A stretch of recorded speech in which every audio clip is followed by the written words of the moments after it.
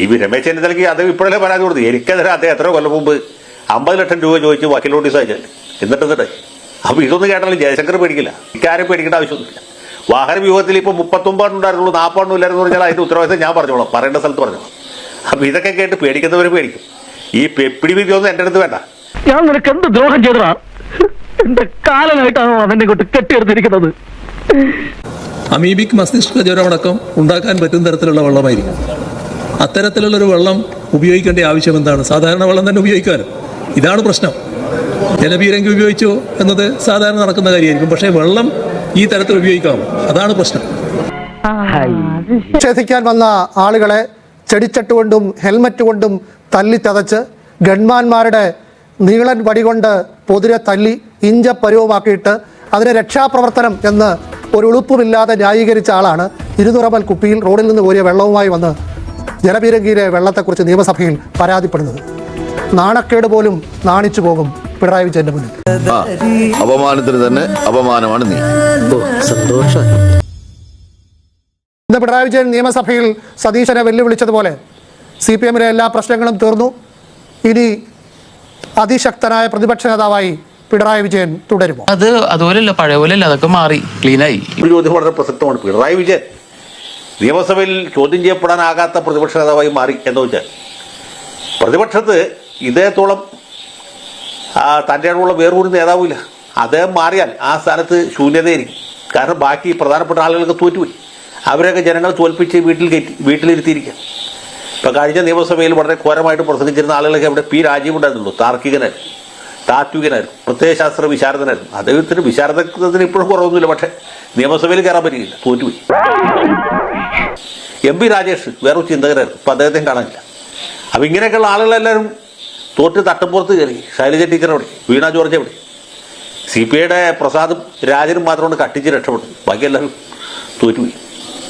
അപ്പം ഇങ്ങനെ ഒരു വലിയ വിപര്യം ഇപ്പോൾ പ്രതിപക്ഷത്ത് ഉണ്ടായിട്ടുണ്ട്. അപ്പോൾ പിണറായി വിജയൻ ചോദ്യം ചെയ്യപ്പെടാനാകാത്ത പ്രതിപക്ഷ നേതാവായി മാറിയത് മറ്റേ വാഗ്ദാടിയുള്ള ആളുകളൊക്കെ തോറ്റുപോയതുകൊണ്ടാണ്. അപ്പം അദ്ദേഹത്തിന് പ്രായാധിക്യമുണ്ട്, അനാരോഗ്യമുണ്ട്, 100,000 പ്രശ്നങ്ങളുണ്ട്. എന്നാൽ പോലും ഈ പടം നയിക്കാൻ മറ്റാരും ഇല്ലാത്തതുകൊണ്ട് അനാരോഗ്യവും പ്രായാധിക്യവും അതിൽ നിന്നുണ്ടാകുന്ന മറ്റു പ്രശ്നങ്ങളൊക്കെ മാറ്റിവെച്ച് പുള്ളി നിയമസഭയിൽ വന്നിരിക്കുക. അങ്ങനെ ഏതാണ്ട് ശരശൈകിൽ കിടക്കുന്ന ഭീഷ്മാചാര്യൻ്റെ അവസ്ഥയിലാണ് ഇപ്പോൾ പിണറായി സഖാവ്.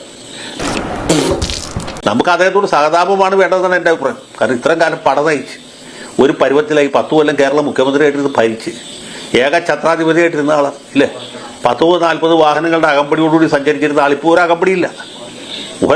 ഇപ്പോൾ പാറ്റൻ്റാകും വേണ്ട, ഫയർ എഞ്ചിനും വേണ്ട, അതുപോലെ ആംബുലൻസും വേണ്ട. ഇതൊന്നുമില്ലാതെ അദ്ദേഹത്തിന് സുഖമായിട്ട് നടക്കാം. ആരും ഒന്നും ചെയ്യില്ല.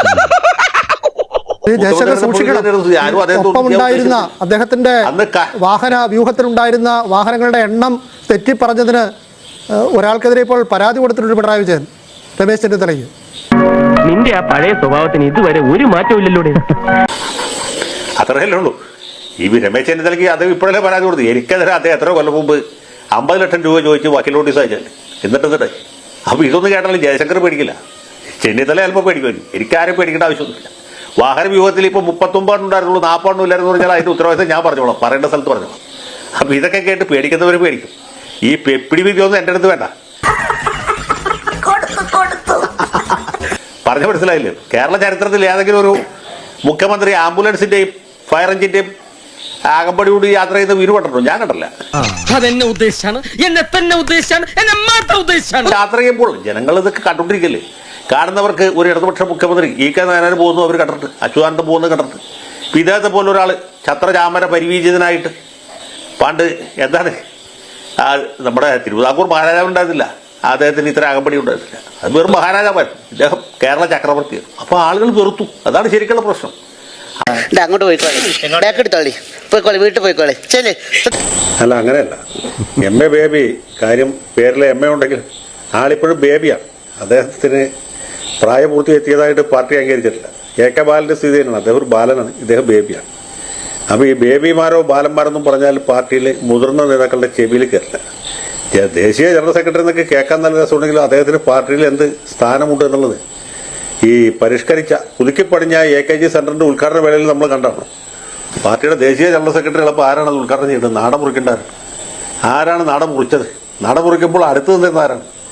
ഇദ്ദേഹം എത്രാമത്തെ റോയിലാണ് നിന്നിരുന്നത് എന്ന് നോക്കിയാൽ അദ്ദേഹത്തിന് ഈ പാർട്ടിയിൽ എന്ത് സ്ഥാനമുണ്ട്, അദ്ദേഹത്തിന് എന്ത് വലിപ്പമുണ്ടെന്ന് നമുക്ക് മനസ്സിലാവും.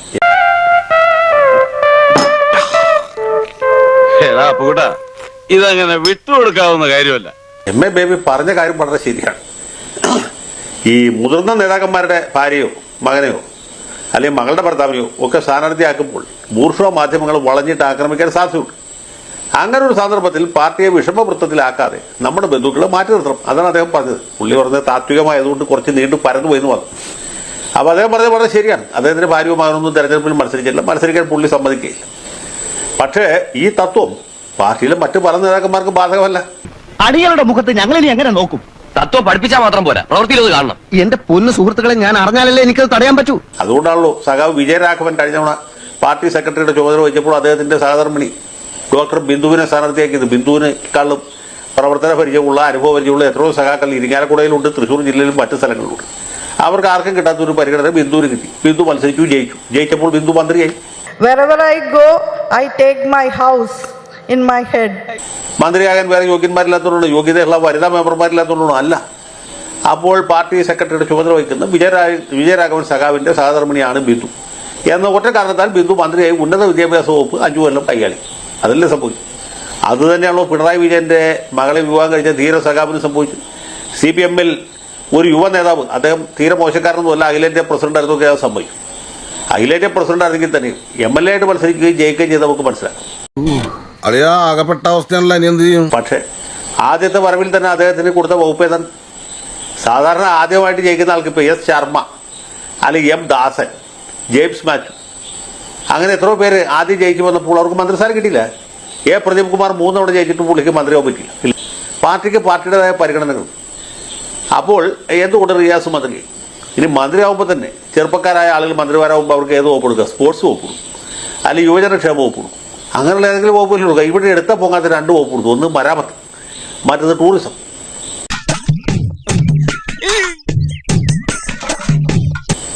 വല്ല കുഴപ്പമുണ്ടാവില്ല. അപ്പം ഇതൊക്കെ ചെയ്യുമ്പോൾ ഇത് സ്വജനപക്ഷപാതമാണ്. വിജയൻ സഖാവിന്റെ മകളെ വിവാഹം കഴിച്ചവർ കിട്ടിയ ഒരു സ്ത്രീധനം പോലെ അല്ലേ?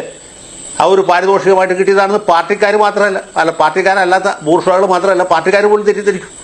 അതുകൊണ്ടൊക്കെ തിരിച്ചടി ഉണ്ടായി. എന്റെ ശക്തി എന്ന് പറയുന്ന ഇവരാ എന്റെ മരുമക്കള്. അല്ല, ഇതൊക്കെ കാണുമ്പോഴാണ് ഈ മരിച്ചുപോയ ശ്രീനിവാസനും ഇപ്പോൾ ജീവിച്ചിരിക്കുന്ന സത്യനാഥികാടും അതുപോലെ കുമാരപിള്ള സാറിനെ കൃത്യമായിട്ട് അവതരിപ്പിച്ച ശങ്കരാടിയൊക്കെ എത്ര വലിയ കലാകാരന്മാരാണെന്ന് നമുക്ക് മനസ്സിലാവും. ജനങ്ങൾക്ക് മനസ്സിലാവുന്ന രീതിയിൽ പെട്ടെന്ന് പറ സഖാവെന്ന് പുള്ളി പാർട്ടിയിലെ ബുദ്ധിജീവികളെ ചോദ്യം ചെയ്തു എന്ന് പറഞ്ഞത് ഞങ്ങൾക്ക് ഓർക്കണം. കുമാരപിള്ള സാറ് നമ്മുടെ താത്വിക ആചാര്യനാണ്. തൽക്കാലം അദ്ദേഹം പറയുന്നത് നമ്മൾ കേട്ടാൽ മതി. അത് വളരെ കൃത്യമാണ്. പാർട്ടിയിൽ ബുദ്ധിജീവികളാണ് ഈ കാര്യങ്ങളൊക്കെ തീരുമാനിക്കും. അത് ജനങ്ങൾക്ക് മനസ്സിലാവുന്ന രീതിയിൽ പറയാൻ അവർക്ക് അത് സാധ്യവുമല്ല. ഇപ്പൊ തെരഞ്ഞെടുപ്പിൽ തോറ്റെങ്കിലും രാജീവ് സഖാവിന്റെ ആ വാമൊഴി വഴക്കത്തിന് വല്ല പുറമേ സംഭവിച്ചിട്ടുണ്ടോ? ഇല്ല. ബേബി സഖാവ് കേൾക്കുന്നവർക്ക് മനസ്സിലാകുന്ന ഭാഷയിൽ പറയണമെന്ന് പറയുന്നത് പോലും കേട്ടാൽ മനസ്സിലാകാത്ത രീതിയിലാണ്. എന്നാ പിന്നെ ഞാനങ്ങടെ